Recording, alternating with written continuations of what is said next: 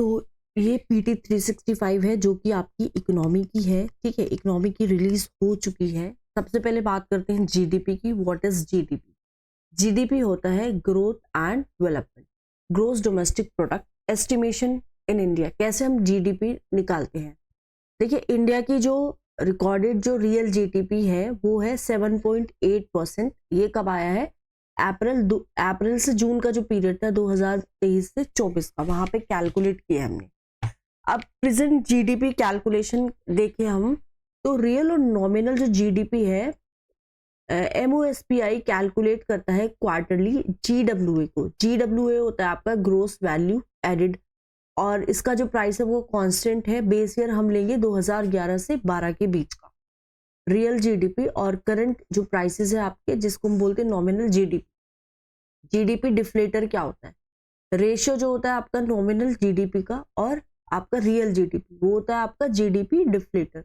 Reveal करता है ये कहता है, क्या बताता है जीडीपी डिफ्लेटर? बताता है कि कितना जीडीपी, कितना हमारा इंक्रीज हुआ है, ठीक है। किसकी वजह से? जो प्राइसेस है वो हाई हुए हैं, rather than increase in output. जो हमारा आउटपुट है वो इंक्रीज नहीं हुआ है, बल्कि जो प्राइसेस है, प्राइसेस अगर इंक्रीज हुए हैं उससे भी जीडीपी की वैल्यू क्या होगी हमारी?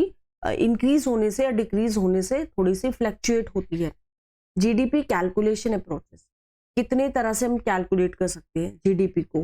तो जीडीपी को कैलकुलेट करने के लिए बहुत तरीके हैं। पहला है जैसे कि प्रोडक्शन अप्रोच है। ये क्या करता है कि जो वैल्यू एडेड है उसको हर एक स्टेज पे क्या करेगा, प्रोडक्शन के, उसको सम अप करेगा। दूसरा जो है इनकम है।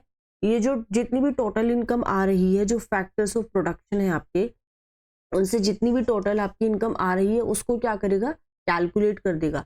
फिर आता है एक्सपेंडिचर अप्रोच। आप कितना खर्च कर रहे हो, जितना हम टोटल एक्सपेंडिचर कर रहे हैं सारी एंटिटीज में, गुड्स में, सर्विसेज में। अब यहाँ पे जो ये डेटा है, डेटा की वेरिएशंस, कलेक्शन जो हम करते हैं और प्रोसेसिंग करते हैं, इनमें भी बहुत ज़्यादा वेरिएशन आ जाती है। तो इसकी वजह से आपने देखा होगा बहुत सारे गैप्स होते हैं between the three approaches which is considered while making the final calculation. GDP calculation changes introduced in 2014 to 15. 2015 में क्या हुआ था? जो आपका सेंट्रल स्टैटिस्टिक्स ऑफिस था, उसने एक नई सीरीज इंट्रोड्यूस की थी, नेशनल अकाउंट स्टैटिस्टिक्स। तो इसमें क्या था कि जो बेस ईयर था जीडीपी का, उसको रिवाइज करके 2004 से 2005 का 2011-12 का रख दिया। बेस ईयर कैसे रिवाइज होता है? इसको हम पीरियोडिकली रिवाइज करते हैं, ताकि कुछ अगर स्ट्रक्चरल चेंजेस हो रहे हैं जो आपकी इकोनॉमी में हुए हैं, तो इस वजह से हमें बेस ईयर भी क्या हो रहा है, चेंज करना पड़ता है। ये हमें ट्रू पिक्चर जो है हमारी इकोनॉमी की उसको बताता है। नई सीरीज की बात करें, वो क्या इनकॉर्पोरेट्स करती हैं? लेटर जो रिकमेंडेशंस होती हैं, system of national accounts 2008, international guidelines on compilation of national accounts. GDP बहुत अच्छी नहीं है डेवलपमेंट को मेजर करने के लिए। क्यों ऐसा होता है? देखिए, it does not take into accounts externalities, जैसे कि जीडीपी नहीं लेती है। जीडीपी सिर्फ आपकी जो, अगर आपकी जो फाइनेंस से रिलेटेड कुछ चीजें हैं उन्हीं को कैलकुलेट करती है। जीडीपी आपके एनवायरनमेंट को नहीं लेगी, ठीक है, एनवायरमेंटल फैक्टर्स को नहीं लेती है जीडीपी। जैसे कितना फॉर एग्जांपल पॉल्यूशन है, बाकी एनवायरनमेंट के अलावा भी बहुत सारी चीज़ें हैं, क्राइम कितना है, इनइक्वालिटी है, डिप्लीशंस जो है नेचुरल रिसोर्सेज का हो रहा है at the cost of development. तो ये मेजर नहीं करती एस्पेक्ट जैसे environmental protections, family bonding. GDP also include socially negative activities. आपकी नेगेटिव एक्टिविटीज भी इंक्लूड करती है अगर ये जनरेट करती है इकोनॉमिक आउटपुट। एग्जाम्पल, जो पैसा जो आप यूज कर रहे हो, जो आप स्पेंड कर रहे हो on the repair of work after the train crash is counted in GDP. Suppose करो एक ट्रेन का एक्सीडेंट हो चुका है, ठीक है, अब उस ट्रेन को बनाने के लिए हमारा जो मनी लगा था, ठीक है, हमने वो ऑलरेडी कैलकुलेट कर दिया था, तो वो ऑलरेडी हमारा जीडीपी में इंक्लूडेड है। बट अनफॉर्चुनेटली अगर ऐसा होता है कि एक ट्रेन का एक्सीडेंट हो जाता है, तो उसमें भी हमें फिर से जो मनी स्पेंड होगी हमारी उसको रिपेयर करने में, वो भी तो हमारा जीडीपी का ही पार्ट है। तो यहाँ पे कह रहे हैं कि ये होता है कुछ ऐसी एक्टिविटीज जो कि सोशली नेगेटिव एक्टिविटीज है। नॉन इंक्लूजन क्या है सोशल एस्पेक्ट्स का, जैसे कि हम जो स्टेट है, लोगों की हेल्थ कैसी है, एजुकेशनल क्वालिटी किस तरह की है, वो यहाँ पे ये कुछ सोशल एस्पेक्ट्स हैं जो हम यहाँ पे इंक्लूड नहीं कर रहे हैं। चैलेंजेस भी है विद करंट जीडीपी कैलकुलेशन, जैसे कि जो है हमारा जो डेटा वो आउटडेटेड नहीं है। बहुत सारे सेक्टर्स हैं वहाँ पे आप डेटा देखोगे, क्योंकि इतना ह्यूज डेटा होता है तो आउटडेट करना उसको बहुत ज़्यादा एक लेबोरियस वर्क होता है, राइट। दूसरा होता है अकाउंटिंग, यहाँ पे क्या होता है कि सेक्टर जो है वो हमारे अनऑर्गेनाइज्ड है। फिर exclusion of productive work like house work, house hold का जो वर्क है, जिसे कहते हैं कि एक जो हाउसवाइफ है, हाउसवाइफ के वर्क को कभी भी यहाँ पे क्या हो रहा है वैल्यू नहीं देते हैं, राइट, क्योंकि वो कैलकुलेट ही नहीं हो रहा है आपका जीडीपी में, but it should not be like that. National multi dimensional poverty index, NITI Aayog ने एक डिस्कशन क्या किया था, रिलीज किया था एक पेपर पे जिसका टाइटल था multi dimensional poverty in India since 2005 to 6। Paper क्या यूज करता है, एक नेशनल एमपीआई यूज करता है मल्टी डायमेंशनल पॉवर्टी इंडेक्स को। ये क्या करता है, एस्टिमेट करता है मल्टी डायमेंशनल पॉवर्टी को। अब ये जो की फाइंडिंग क्या है इस पेपर की वो हम देख लेते हैं। यहाँ पे क्या हुआ है कि जो आपका एक जो पॉवर्टी है, पॉवर्टी में भी थोड़ा सा स्टीप डिक्लाइन हुआ है। ये जो हेड काउंट रेशियो है वो है 29.17% जो कि 2013 से 14 के बीच में था, टू 11.23% इन 2022-23। 24.82 करोड़ इंडियंस ने क्या किया है कि मल्टी डायमेंशनल पॉवर्टी जो है उसको ये एस्केप किया है लास्ट 9 ईयर्स में। इंटेंसिटी जो है पॉवर्टी की वो भी यहाँ पे डिक्लाइन हो रही है, जो क्या कह रही है कि जो एक्सटेंट है डेप्रिवेशंस का, जो डिप्राइव्ड जो पॉपुलेशन है वो भी फॉल हो रही है।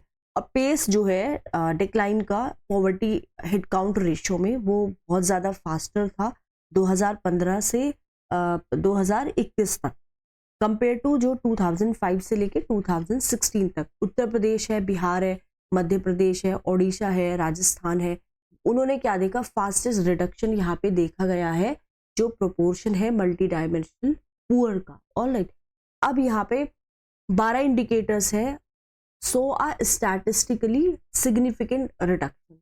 जैसे कि कैसे है, कुकिंग फ्यूल और हाउसिंग में क्या देखा, हाईएस्ट डेप्रिवेशन देखा, डेप्रिवेशन लेवल देखा किसका, डेप्रिवेशन का। चाइल्ड और adolescent mortality, electricity, bank account, यहाँ पे क्या है, यहाँ पे भी इसका लोवेस्ट डेप्रिवेशन लेवल है। इंडिया क्या है, एक ट्रैक पे है जो अचीव करती है SDG target 1.2, reducing multi dimensional poverty bye at least half, much ahead of 2030। Multi MPI के बारे में देखते हैं। फर्स्ट एवर नेशनल एमपीआई जो है वो रिलीज था 2021 में, और ये जो डेटा था इसका डेटा लिया गया था NFHS कोड से। गवर्नमेंट की जो ग्लोबल इंडाइसेस है for reforms and growth initiative के अंडर अगर हम देखें तो नीति आयोग की बात करें, एक नोडल एजेंसी है फॉर एमपीआई। GIRG मॉनिटर करती है इंडिया की परफॉर्मेंस, बहुत सारे वेरियस इंपॉर्टेंट सोशल और इकोनॉमिक पैरामीटर्स को कंक्लूड किया जाता है, उसी के हिसाब से इनकी जो परफॉर्मेंस है उसको मॉनिटर किया जाता है। मैथडोलॉजी जो यूज है in computing India's national MPI, right, तो एमपीआई जो है ये आइडेंटिफाई करती है लोगों को, पीपल को एज पुअर और not poor based on 12 cut off counting method. अब AF जो मैथडोलॉजी है उसके हिसाब से एक जो इंडिविजुअल है उसको हम एमपीआई पुअर बोलेंगे। कैसे, अगर यहाँ पे क्या है, डेप्रिवेशन स्कोर जो है वो इक्वल है या फिर बढ़ जाता है इंडिया की जो national MP poverty cut off 33.33 score है। कुछ इंडाइसेस भी है नेशनल एमपीआई के, जैसे कि हेड काउंट रेशियो है, कितने पुअर है, जो प्रोपोर्शन ये कैलकुलेट करती है मल्टी डायमेंशनली पुअर का एक पॉपुलेशन में जिसको हम कैसे कैसे वो लिया जाता है, कैलकुलेशन कैसे की जाती है। इसमें क्या होता है कि जो मल्टी डायमेंशनली पुअर पर्सन है उनको हम डिवाइड कर देंगे टोटल पॉपुलेशन से। Intensity of poverty, how poor are the poor, average जो प्रोपोर्शन है डेप्रिवेशंस का जो एक्सपीरियंस करते हैं जो मल्टी डायमेंशनली पुअर इंडिविजुअल्स हैं, वो हम कैलकुलेट करेंगे, कंप्यूट करेंगे इंटेंसिटी, और जो वेटेड जो डेप्रिवेशन स्कोर है सारे पुअर लोगों का, उसको फिर हम कैलकुलेट करेंगे और फिर कैलकुलेट करके उसको डिवाइड कर देंगे जो टोटल नंबर है पुअर पीपल का। एमपीआई की जो वैल्यू है उसको कैसे कैलकुलेट किया जाता है, हम यहाँ पे मल्टीप्लाई कर देंगे हेड काउंट रेशियो एच को और intensity of poverty, reflecting the both the share of people in poverty and the degree to which they are deprived. Indicators क्या है इंडिया की नेशनल एमपीआई में? National MPI model retains the 10 original indicators of the global MPI model and has added 2 indicators, maternal health and bank account. Health 1/3 and इसमें 12 indicator है, nutrition 1/6. House is considered deprived if, अगर एक single member है house hold का, उसको हमने under nourished identify कर लिया है, तो इसका मतलब है वो जो हाउस होल्ड है वो डिप्राइव्ड है। बॉडी मास इंडेक्स कैलकुलेट करेंगे एक वुमेन का 15 से 49 ईयर्स के बीच की है अगर उसकी एज, और 15 से 54 साल का अगर वो एक आदमी है, पुरुष है, तो वो अगर 18.5 ग्राम से कम पाया गया है तो इसका मतलब है कि यहाँ पे डेप्रिवेशन है। कोई भी छोटा बच्चा है जिसकी एज 0 to 59 मंथ्स है, तो उसको भी अगर हमने अंडर नरिश्ड पाया गया है तो मतलब डेप्रिवेशन है। ठीक है।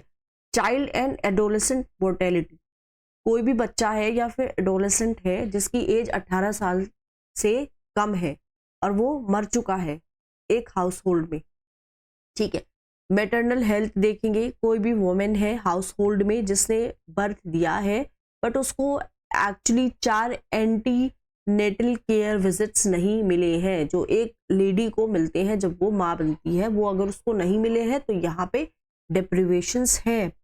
ईयर्स ऑफ स्कूलिंग एजुकेशन, यहाँ पे कि not even one member of the house hold age 10 years और older has completed 6 year of schooling, 6 साल जो है स्कूलिंग के वो कंपलसरी है। और यहाँ पे जो है अगर एक भी मेंबर ने जिसकी जो एज 10 साल है या 10 साल से वो बड़ा है, उसे 6 साल कंप्लीट नहीं किए है तो यहाँ पे डेप्रिवेशन है। स्कूल अटेंडेंस, एक स्कूल एज्ड चाइल्ड जो है वो अटेंड नहीं कर रहा है स्कूल को up to the age at which he और she would complete class 8। Standard of living देखे, कुकिंग फ्यूल, एक हाउस होल्ड कुक है with dung, agricultural crop, shrub, wood, charcoal और कोल। सैनिटेशन देखे, हाउस होल्ड जो है अनइम्प्रूव्ड है, अगर वहाँ पे सैनिटेशन फैसिलिटी नहीं है, ये इम्प्रूव्ड है but shared with other house hold. Drinking water है, एक्सेस नहीं है टू इम्प्रूव ड्रिंकिंग वाटर या फिर सेफ जो ड्रिंक वाटर है at least 30 minutes walk from home. Electricity नहीं है। हाउसिंग, हाउस होल्ड के पास इनएडिक्वेट हाउसिंग है, यानी कि फ्लोर जो है वो किसका बना है, नेचुरल मटेरियल्स का, या फिर रूफ या फिर वॉल जो है वो किसकी बनी है, रूडिमेंट्री मटेरियल्स की। Assets, household does not own more than one of these assets, जैसे रेडियो है, टीवी है, टेलीफोन है, कंप्यूटर है, एनिमल कार्ट है, बाईसाइकिल है, मोटर बाइक है या फिर रेफ्रिजरेटर है। और does not own a car और ट्रक। बैंक अकाउंट, कोई भी हाउस होल्ड का जो मेंबर है उसके पास एक बैंक अकाउंट है या फिर पोस्ट ऑफिस अकाउंट है। काइंडली आप नोट करो, per capita income, literacy rate और life expectancy are not included as indicators in MPI. Global Multidimensional Poverty Index 2023 का क्या कहता है? ये इसको रिलीज किया है UNDP में, United Nations Development Programme and the Oxford Poverty and Human Development Initiative since 2010। MPI जो है वो ट्रैक करता है डेप्रिवेशन किसमें, 10 इंडिकेटर्स में अक्रॉस 110 कंट्रीज। 1.1 बिलियन पीपल है 110 कंट्रीज में, वो अभी भी मल्टी डायमेंशनली पुअर ही है। नियरली जो 2/3 है सारे पुअर पीपल का जो मिडिल इनकम कंट्रीज में रह रही हैं या फिर लो इनकम कंट्रीज में रह रही हैं, वो 10% है एमपीआई की। डायरेक्ट बेनिफिट ट्रांसफर क्या होता है और ये न्यूज में क्यों है? तो इसमें जो है डीबीटी यानी कि direct benefit transfer is actually why it was in news. Let's see government ने क्या किया है कि जो गवर्नमेंट है उसने 2.73 लाख करोड़ जो रुपीस है उसको सेव किया है।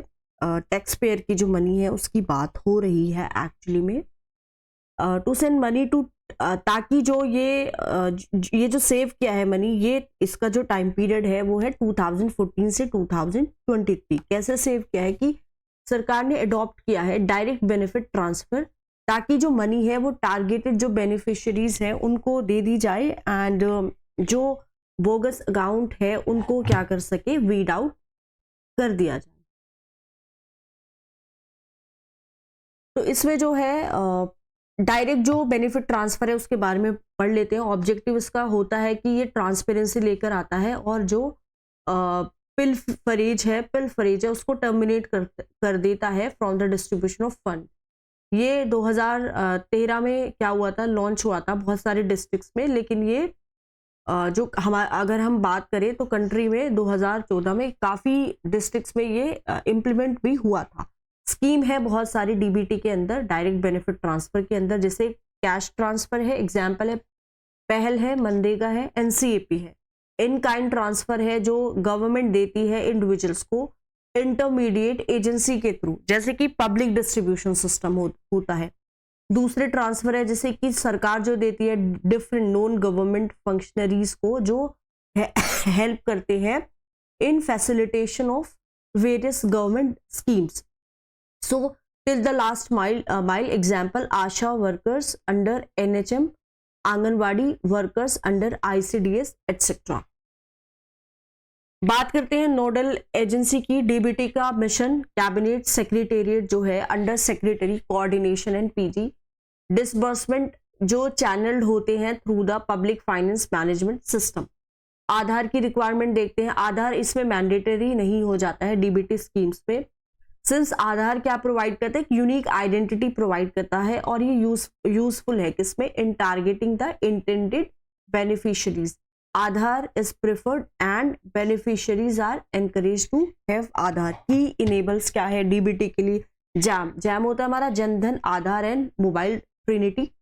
ये इनेबल करता है ट्रांसफर बेनिफिट्स को किसमें, leakage proof, well targeted, cashless और टाइमली मैनर। बिजनेस जो करस्पॉन्डेंस इंफ्रास्ट्रक्चर है वो इंश्योर करते हैं कि जो पेमेंट है वो एक्चुअली में डिस्पर्स्ड है, सभी बेनिफिशियरीज को मिले टाइम पे उनके घर पे, और वो जो अमाउंट है वो उनको फुल मिले।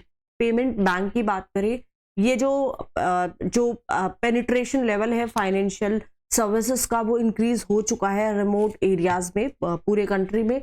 मोबाइल मनी की बात करें तो ये एक कॉम्प्रिहेंसिव जो इकोसिस्टम है कैशलेस ट्रांजैक्शन के लिए, उसको क्या करता है, डेवलप करता है over a mobile platform using Aadhaar as identifier.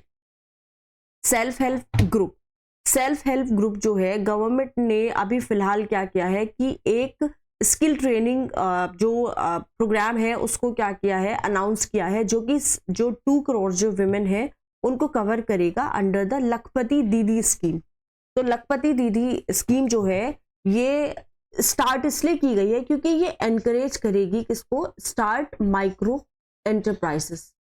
लखपति दीदी स्कीम जो है 2023 में अभी लॉन्च हुई है और इसको लेके आया है ministry of Rural development. Objective क्या है कि जो सेल्फ हेल्प ग्रुप की जो विमेन है वो कम से कम एटलीस्ट 1 लाख रुपीज जो है पर एनम कमा सके। अप्रोच क्या है इसका, it is based on women lead development approach. क्या होता है कि एक ऐसा डेवलपमेंट हो जिसको महिलाएं आगे लेके आएंगी। एक्टिविटीज क्या क्या इसमें कवर है, जैसे प्लम्बिंग है, LED बल्ब मेकिंग है, ऑपरेटिंग एंड रिपेयरिंग ड्रोन्स है, अमंग अदर्स।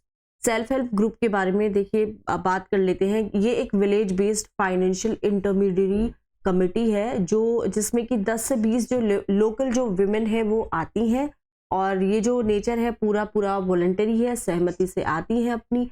इंडिया के पास लगभग 1.2 करोड़ सेल्फ हेल्प ग्रुप हैं, जिसमें 88% जो है उसमें औरतें ही हैं। यहाँ पे जैसे आपका कुदुम्बाश्री जो केरला में है, सक्सेस स्टोरीज की बात कर रही हूँ, जीविका जो कि बिहार में है, महिला आर्थिक विकास महामंडल है महाराष्ट्र में है, लूम्स है जो कि लद्दाख में है। अब बात करते हैं ग्रुप रिस्पॉन्सिबिलिटी की। सेल्फ हेल्प ग्रुप में जितने भी मेंबर्स हैं ग्रुप के, वो रिस्पॉन्सिबिलिटी लेते हैं लोन के लिए, और जो इंडिविजुअल मेंबर है वो जो कि लेता है। सिग्निफिकेंस देख लेते हैं। फाइनेंशियल इंक्लूजन जो कि 100 मिलियन हाउस होल्ड्स को यहाँ पे कवर करेगा। विमेन एम्पावरमेंट 84% जो विमेन है वो एक्सक्लूसिवली यहाँ पे सिर्फ विमेन का ग्रुप है। कैपेसिटी बिल्डिंग, यहाँ पे फाइनेंशियल जो लिटरेसी है उसमें ट्रेनिंग की बात की जा रही है। Poverty alleviation, income from secondary activities, increase in income and savings 19% and 28 respectively. अब यहाँ पे डिक्लाइन भी हुआ है शेयर में। शेयर किसका? इनफॉर्मल लोन्स का भाई 20%।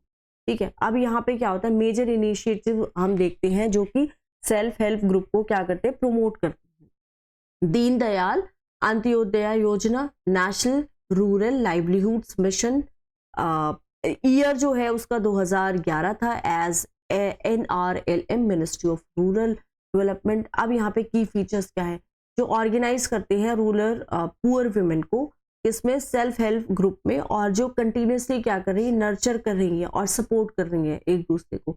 रिनेम इसका नाम बदल दिया गया था एज DAY NRLM इन 2015। स्टार्टअप विलेज एंटरप्रेन्योरशिप प्रोग्राम 2016 में आया था। सब स्कीम जो है उसकी DNRLM के अंडर में आई है। हेल्प करता है सेल्फ हेल्प जो ग्रुप है उनको, ताकि जो एंटरप्राइजेज है उनको सेटअप कर सके विलेज लेवल पे, किसमें, जो नॉन फार्म जो सेक्टर्स है। महिला किसान सशक्तिकरण परियोजना 2011 में आई थी। सब स्कीम जो है वो अंडर DNRLM।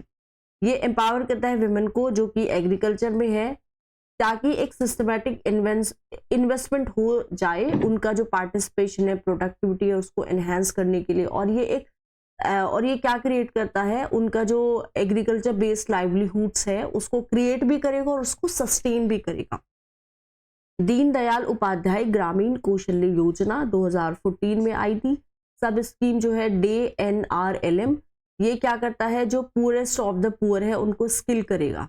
ठीक है, एजेस ऑफ 15 एंड 35 के बीच में जो एज है। वुमेन ये इनिशिएटिव 2019 में आया था। गवर्नमेंट मार्केट प्लेस है, एनकरेज करता है पार्टिसिपेशन किसका, विमेन एंटरप्रेन्योर का और सेल्फ हेल्प ग्रुप का। कहाँ से? इनफॉर्मल सेक्टर से, on the GEM portal. Central sector scheme for providing drones to women self help groups 2023 में आया था। मिनिस्ट्री ऑफ रूरल डेवलपमेंट इसको लेके आई थी। ये क्या प्रोवाइड करता है, ड्रोन देता है to 15,000 selected women self help group during the period of 2023 to 24 and 25 to 26।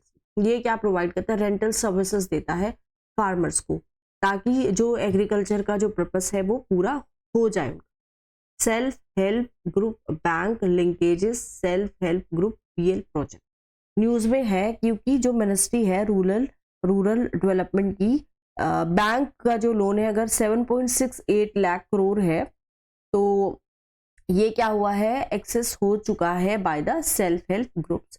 नवंबर 2023 में since financial year 13-14 under the self help group BL project. इसके बारे में पढ़ लेते हैं। ये एक savings led micro finance model है जो कि लॉन्च हुआ था बाय NABARD इन 1992। इस प्रोग्राम के अंदर अगर हम बात करें, बैंक्स जो थे वो अलाउड थे ताकि वो सेविंग अकाउंट्स को बना सके। ठीक है, और वो क्या कर सके, एक्सेस कर सके क्रेडिट को, किस पे, सब्सिडाइज्ड रेट ऑफ इंटरेस्ट पे, वो सेल्फ हेल्प ग्रुप। कंपोनेंट्स क्या है सेल्फ हेल्प ग्रुप BL के, ये क्या करता है, ट्रेनिंग देता है, सेंसिटाइजेशन देता है बैंक ब्रांच मैनेजर्स को, ट्रेनिंग और पोजीशनिंग देता है of bank sakhis at rural bank branches. Initiate करता है कम्युनिटी बेस्ड रिपेमेंट मैकेनिज्म, कहाँ पे, रूरल बैंक ब्रांचेस पे, credit linkage of self help group, phase development of programme.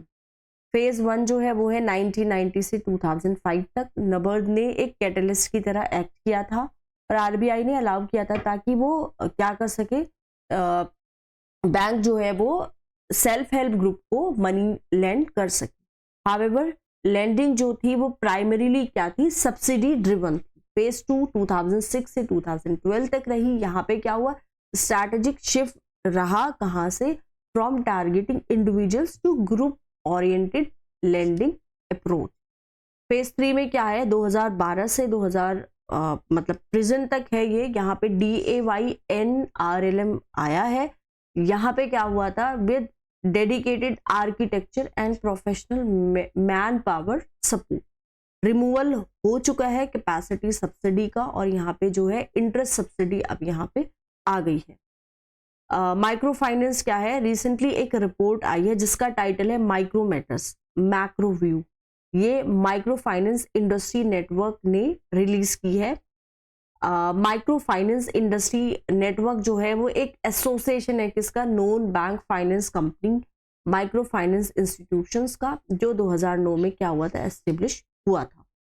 क्या है, एक अम्ब्रेला बॉडी है किसका, माइक्रो फाइनेंस इंस्टीट्यूशंस का, किसका, कंट्री का। माइक्रो फाइनेंस क्या किसको रेफर करता है, to the financial service provided to low income individuals. Income कम है, फाइनेंशियल सर्विस आपको दी जाएगी, या उन ग्रुप को जो कि ट्रेडिशनल बैंकिंग है वहां से वो उनको फायदा नहीं मिला है, वो एक्सक्लूडेड है। की बेनिफिट्स क्या है रिपोर्ट के, देखिए NBFC MFIS followed by bank, ये लार्जेस्ट प्रोवाइडर है माइक्रो क्रेडिट के amongst other regulated entities. MFIS की जो ग्रोस नॉन पेमेंट एसेट्स जो है वो डिक्रीज हो चुकी है 5.6% से 2.7%। शेयर जो है ईस्ट और नॉर्थ ईस्ट स्टेट्स का वो क्या हो गया है, 34.9% हो चुका है, जो कि 37.7% था लास्ट ईयर। फिस्कल पॉलिसी क्या है, रिसेंटली स्टेट में आई है, स्टेट फाइनेंसेस में आता है ये topic.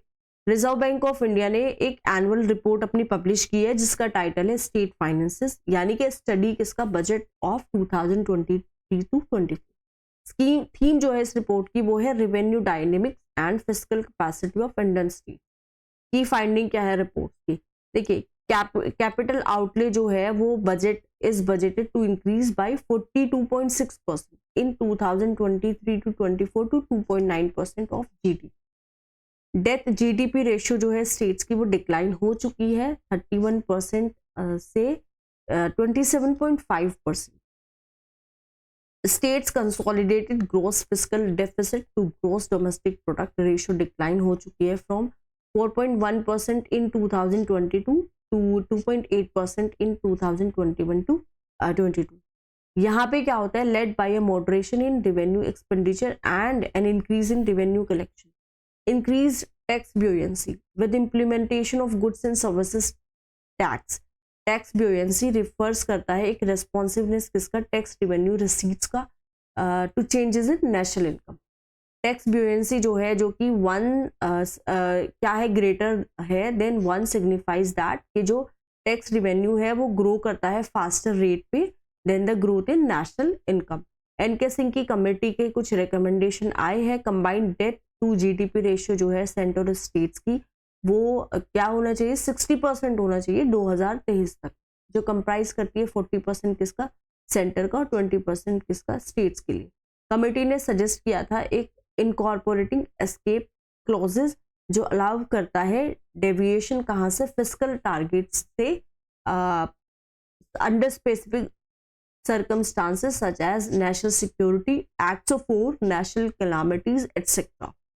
States capital expenditure department जो है एक्सपेंडिचर का, मिनिस्ट्री ऑफ फाइनेंस ने अप्रूव किया है कि कैपिटल इन्वेस्टमेंट प्रपोजल के लिए अप्रूव किया है जो कि 56,415 करोड़ का होगा 16 स्टेट्स में। और ये किस स्कीम के अंदर आया है ये under special assistance to state for capital investment in 2023 to 24 union budget. Scheme के बारे में पढ़ते हैं। सिमिलर स्कीम भी पहले एक इस तरह की स्कीम आई थी जो कि 2020 से 21 में आई थी जब कोविड-19 आया था। ऑब्जेक्टिव क्या था कि जो कैपिटल स्पेंडिंग है वो बूस्ट हो जाए स्टेट्स की, हायर मल्टीप्लायर इफेक्ट हो कैपिटल एक्सपेंडिचर का, असिस्टेंस दिया जाए, 50 साल का इंटरेस्ट फ्री लोन दिया जाए to an overall sum of rupees 1.3 lakh crore to the states. यहाँ पे टोटल 8 पार्ट्स है। पार्ट 1 जो है वो आता है जनरल एलोकेशंस में, ये लार्जेस्ट एलोकेशन रहा है, दैट इज 1 लाख करोड़। दूसरे जो पार्ट्स है वो या तो लिंक है टू रिफॉर्म्स और or for sector specific projects. अब दूसरे पार्ट्स क्या है स्कीम्स के? पार्ट जो 2 है वो है incentives for scrapping old vehicle. Part 3 जो है वो है अर्बन प्लानिंग रिफॉर्म्स। पार्ट 4 आता है financing reform in urban local bodies. Part 5 आता है housing for police personnel within the police station area. Part 6 जो है वो आता है construction and adolescent libraries and digital infrastructure. ठीक है, अब आता है part 7 children and adolescent libraries and digital infrastructure. Part 8 आता है incentive for implementing timely release of CSS funds by state government to vendors and beneficiaries. ठीक है, तो ये इसमें हमने यहाँ पे कवर कर लिया है। टोटल यहाँ पे 8 पार्ट है जैसे कि डिस्कस किया है। पार्ट 1 जो है वो जनरल एलोकेशन की बात करता है। यहाँ पे जो लार्जेस्ट एलोकेशन अब तक हुआ है वो लगभग हुआ है 1 लाख करोड़ रुपीस का। ठीक है, तो यहाँ पे क्या हुआ है, अब हम नेक्स्ट देखते हैं जो अमाउंट है पार्ट 1 के अंडर, वो यहाँ पे क्या हुआ है, एलोकेट हो चुका है स्टेट के बीच में।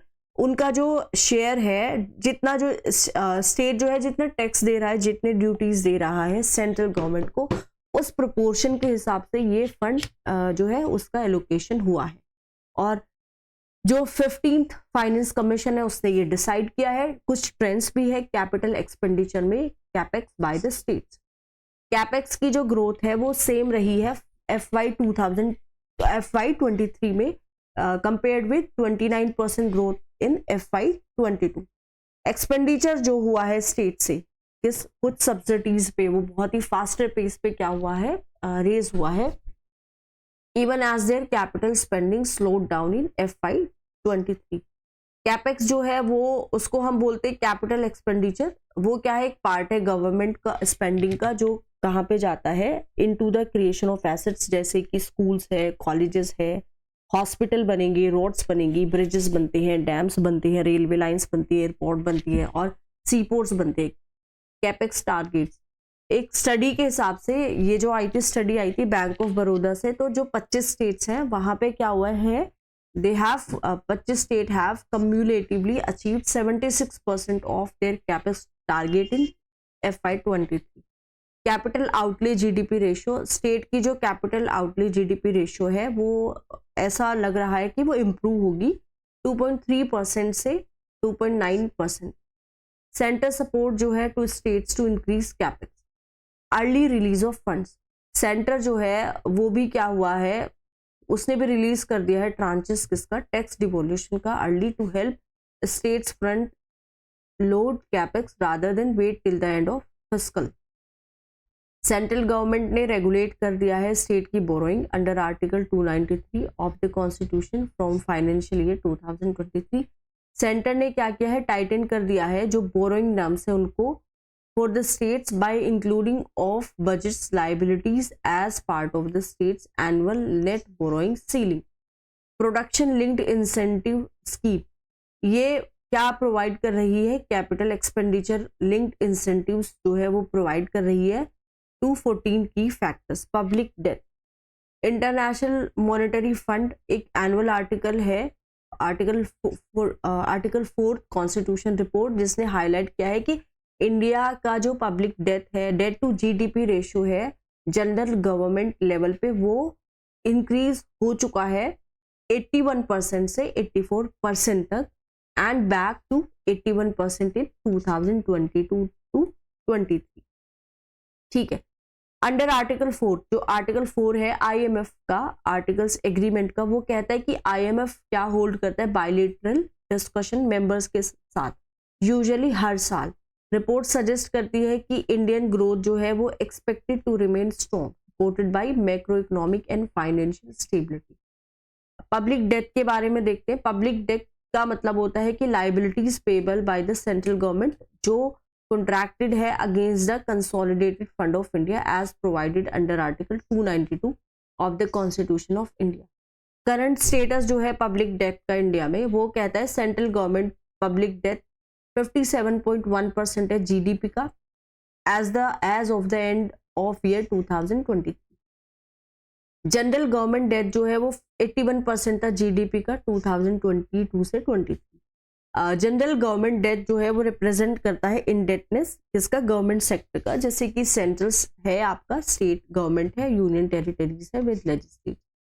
इंटरनल डेट ने कॉन्स्टिट्यूट किया है 94.6% किसका, पब्लिक डेट का at end March of 2022। Public debt एक आता है आपका इंटरनल डेट, एक आता है आपका एक्सटर्नल डेट। इंटरनल डेट जो होता है वो होता है मार्केटेबल सिक्योरिटीज और नॉन मार्केटेबल सिक्योरिटी।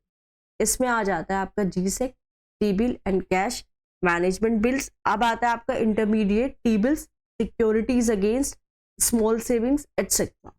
ज्यादातर जो एक्सटर्नल डेट है वो मल्टीलेटरल एजेंसी से आता है, जैसे कि आईडीए, आईबीआरडी, एडीबी एटसेट्रा। इसके रीजन हम देखते हैं और इम्प्लीमेंटेशंस किसका, हाई पब्लिक डेट। रीजन क्या है, फिस्कल स्टिमुलाई, ये सपोर्ट करती है इकोनॉमी को ड्यूरिंग कोविड-19 पैंडेमिक। इंडिया ने इन्वेस्ट किया है सिग्निफिकेंटली इंफ्रास्ट्रक्चर प्रोजेक्ट्स में ताकि जो इकोनॉमिक ग्रोथ है उसको सपोर्ट किया जा सके। एक्सटेंसिव जो सोशल वेलफेयर प्रोग्राम्स है बिना रेवेन्यू स्कीम्स के, उनकी वजह से क्या हो सकता है कि बोरोइंग इंक्रीज हो सकती है फंड की, increase cost of servicing interest debt. Limits करता है फिस्कल रिसोर्सेज को फॉर मीटिंग इमर्जिंग प्रायोरिटीज जैसे कि climate change, adaptation, green transition etcetera. High interest payment accounts करता है फॉर 5% ऑफ जीडीपी इंडिया में, रफली twice the emerging market and developing country average. Leads to crowding out effect, यहाँ पे क्या हुआ था, एक रिडक्शन हुआ था किस पे, प्राइवेट इन्वेस्टमेंट स्पेंडिंग में, किसकी वजह से, इंक्रीज इंटरेस्ट रेट्स की वजह से। वर्ल्ड बैंक की जो रिपोर्ट है एक्सटर्नल डेट पे, उसको हम देखते हैं। वर्ल्ड बैंक ने एक इंटरनेशनल डेट रिपोर्ट को रिलीज किया है 2023 की। रिपोर्ट की जो एनालिसिस है वो कहती है कि एक्सटर्नल डेट की जो स्टैटिस्टिक्स है 122 लो और मिडिल इनकम कंट्रीज की, उसको डिटेल में बता रहा है। की हाईलाइट्स है कि यहाँ पे डेट में हिस्टोरिक राइज हुआ है। पब्लिक और पब्लिकली ग्रांटेड जो डेट सर्विस पेमेंट है बाय LMIC, उसका जो है टोटल अगर हम देखें तो वैल्यू रही है $443.5 billion in 2022। Debt service cost जो है, क्योंकि इंटरेस्ट बढ़ा है, जो राइजिंग है इंटरेस्ट रेट, और यहाँ पे अनफेवरेबल जो एक्सचेंज रेट मूवमेंट हुआ है, इसकी वजह से क्या हुआ है कि एक्सटर्नल डेट हुई है जो कि बर्डनसम बन सकती है। इंडिया की जो डेट सर्विस है वो 2.2% थी GNI के 2022 में, crowding out of priorities. Debt servicing जो है could crowd out spending on other development priorities जैसे कि हेल्थ है, एजुकेशन है etcetera. Outflow of money due to tighter monetary policy, इसमें एडवांस इकोनॉमीज में इन्वेस्टर्स फंड में अट्रैक्टिव रिटर्न्स आए हैं यहाँ पे यूएस और यूरोपियन बॉन्ड मार्केट्स में। ऑफ बजट बोरोइंग्स क्यों है न्यूज में, centre for social and economic progress ने रिसेंटली क्या रिलीज किया, एक रिपोर्ट रिलीज किया है on off budget borrowing by Indian government. इसके बारे में हम पढ़ते हैं। OBB का मतलब होता है कि वो बोरोइंग जो रिफ्लेक्टेड नहीं है बजट्स, इवन दो बजटरी जो रिसोर्सेज है वो भी हम यूज करेंगे रीपेमेंट करने के लिए। तो OBB जो है वो एक पार्ट नहीं है कैलकुलेशन का। कैलकुलेशन किसका, फिस्कल इंडिकेटर का, डिस्पाइट फिस्कल इम्प्लीकेशंस। OBB को लेते हैं हम गवर्नमेंट से डायरेक्टली, बट दूसरे जो पब्लिक इंस्टीट्यूशन है उनसे। फॉर एग्जांपल जैसे लोन लिया है FCI से लेते हैं, फूड सब्सिडी बिल को पे करने के लिए। तो ये जो प्रैक्टिस थी वो एक्चुअली डिसकंटिन्यू हो गई थी 2020 से 21 में। रीजन है क्या रीजन है ओबीबी को रिजोर्ट करने के लिए? रीजन है कि बाईपास फिस्कल डेफिसिट टारगेट्स हमने बनाए हैं under FRBM act of 2003।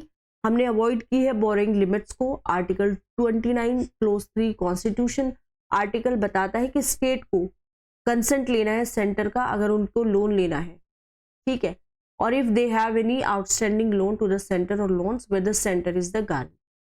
Avoid करना डिले किसका? सेंट्रल ग्रांट्स में या फिर reduction in other sources of revenue. Implications देख लेते हैं हाई ओबीबी के।